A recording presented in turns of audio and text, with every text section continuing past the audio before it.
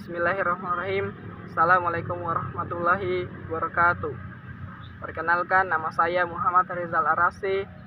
Saya dari kelas A, jurusan Pendidikan Akuntansi, Fakultas Keguruan dan Ilmu Pendidikan, Universitas Haloleo. Pada kesempatan kali ini, saya akan mempresentasikan tugas pengantar bisnis saya yang berjudul Manajemen Produksi. Jadi saya di sini presentasinya rekam layar saja ya.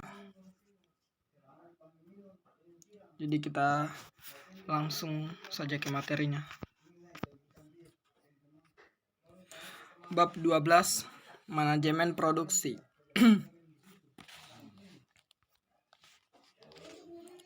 Apa itu manajemen produksi?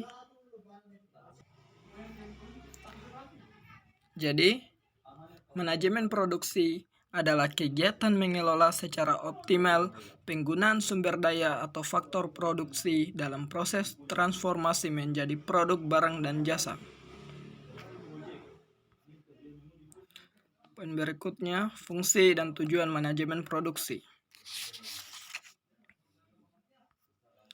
Jadi, manajemen produksi bertujuan untuk mengelola sumber daya manusia dalam bentuk tenaga kerja agar mereka mampu memaksimalkan potensi dengan tugas yang dijalani, dan juga bertujuan untuk mengatur tenaga kerja dalam penempatan mereka sesuai keahlian dalam tiap bagian-bagian dalam proses produksi.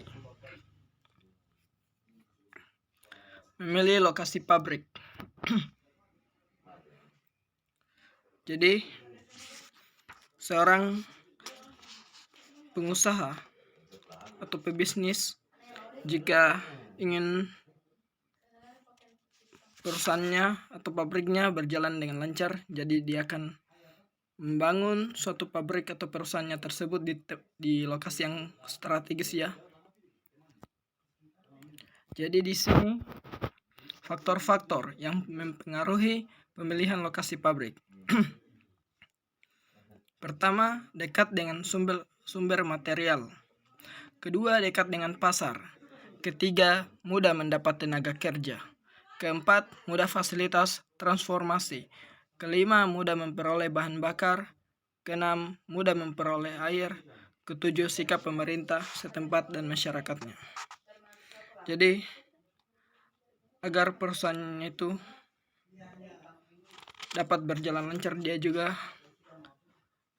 harus mendapatkan izin dari pemerintah setempat di wilayah tersebut. Baik, kita lanjut ke poin berikutnya, yaitu layout.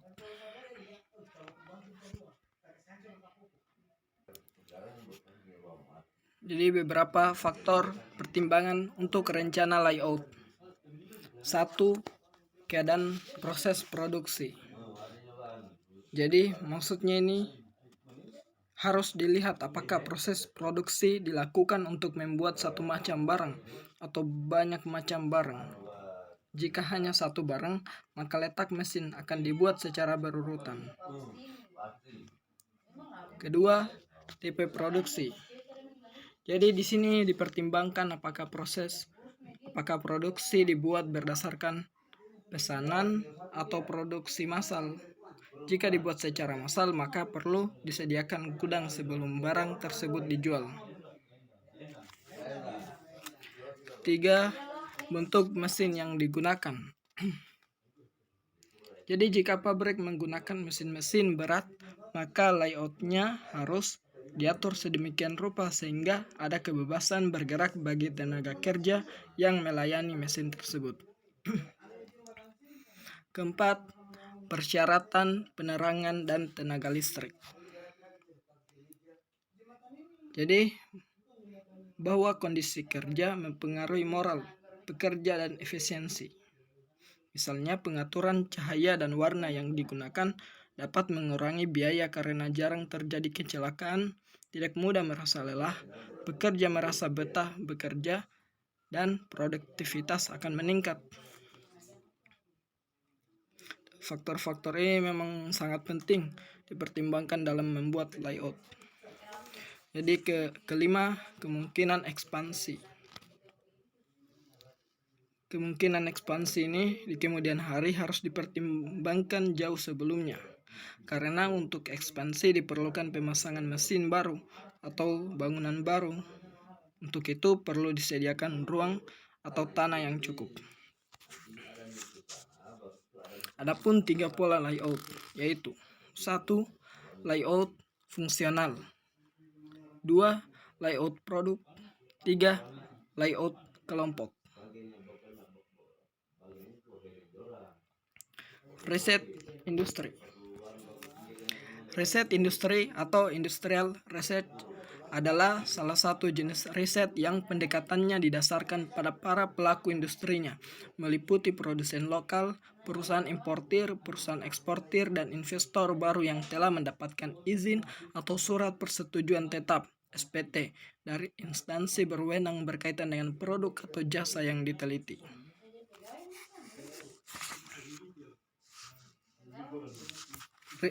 Usaha riset industri juga sama usianya dengan usaha produksi itu sendiri, tetapi kurang mendapat perhatian dibandingkan dengan usaha penjualan dan permodalan. Tetapi akhir-akhir ini sangat menarik kaum industriawan. Pada mulanya, riset digunakan untuk memecahkan masalah khusus, kemudian diarahkan untuk mengembangkan proses produksi dan tumbuh makin pesat dan makin lama makin meningkat jumlah uang yang dibelanjakan untuk kepentingan riset industri.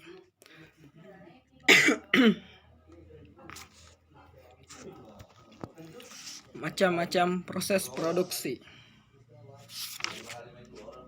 Jadi, industri modern telah mengembangkan beberapa tipe proses produksi yang berbeda. Yaitu yang pertama, proses ekstraktif. Proses ini dijumpai pengambilan dari tanah, udara, dan laut. Istilah proses ekstraktif menunjukkan metode pengambilan material seperti pertambangan batu bara, tembaga, seng, dan sebagainya. Kedua, proses analisis. Proses ini mencakup pemecahan material menjadi beberapa produk. Ketiga, proses sintesis. Proses sintesis ini menghimpun berbagai material menjadi satu hasil produksi. Keempat, proses fabricating. Melalui fabricating dilakukan proses perubahan bentuk sehingga menghasilkan barang baru. Poin berikutnya, pengawasan produksi. Jadi tujuan dari pengawasan produksi ialah menjaga kelancaran pekerjaan dari bahan baku sampai barang jadi, sehingga dapat diselesaikan dalam tempo sesingkat mungkin dan biaya serendah mungkin. Adapun 4 macam langkah dalam pengawasan produksi. 1. Planning. Jadi, proses produksi akan berjalan lancar jika direncanakan lebih dulu. Langkah selanjutnya seperti routing, scheduling, dan dispatching akan berfungsi jika planning sudah dibuat pada saat permulaan. 2. Routing. Pengawasan atas tingkat pekerjaan tertentu. Routing atau jalan yang harus ditempuh dalam perusahaan oleh bahan atau barang produksi harus rasional dan efisien. Contoh, membuat gula dari tebu. Ketiga, scheduling. Tujuan scheduling ialah menjaga kelancaran pekerjaan, menghindarkan konflik dan kelalaian dalam menggunakan mesin, dan membuat tabel waktu kapan bahan mentah diperlukan, kapan hasil jadi harus siap. 4. Dispatching. Dalam hal ini dibuatkan perintah kerja untuk masing-masing pekerjaan, dan ini penting agar planning dapat dilaksanakan, routing dapat diatur, dan scheduling dapat dijaga. Pelaksanaan pengawasan. Pelaksanaan pengawasan dapat dilakukan dengan berbagai teknik. 1. Papan dan rencana. Jadi, jika dalam perusahaan ada beberapa pekerjaan dilakukan dengan berbagai tipe mesin, manajemen dapat melaksanakan pengawasan dengan menggunakan papan rencana. 2. Studi gerak. Tujuannya mengatasi atau mengurangi pemborosan gerak yang tidak perlu dan mencari gerakan yang efektif. Orang yang menganalisa gerak merinci pekerjaan dalam bentuk gerakan yang digunakan. 3. Studi waktu. Biasanya bergabung dengan studi gerak. Setelah pekerjaan dirinci, waktu yang digunakan untuk masing-masing gerak diukur dengan stopwatch. Pengawas melihat dari tempat strategis di mana ia dapat mengawasi seluruh gerakan pekerja. 4. Standar.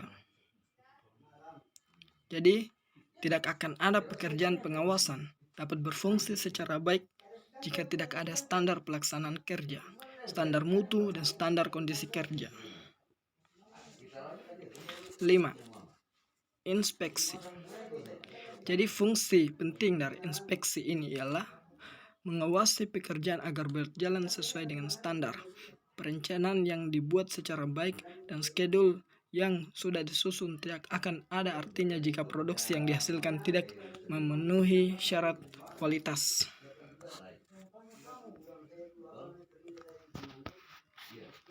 Oke, berikutnya. Terima kasih. Baik, itu saja presentasi dari saya. Lebih dan kurangnya mohon dimaafkan, dan terima kasih bagi yang telah menonton. Jangan lupa like, komen, dan subscribe ya. Dan saya akhiri dengan ucapan wabillahi taufiq wal hidayah. Wassalamualaikum warahmatullahi wabarakatuh. Terima kasih.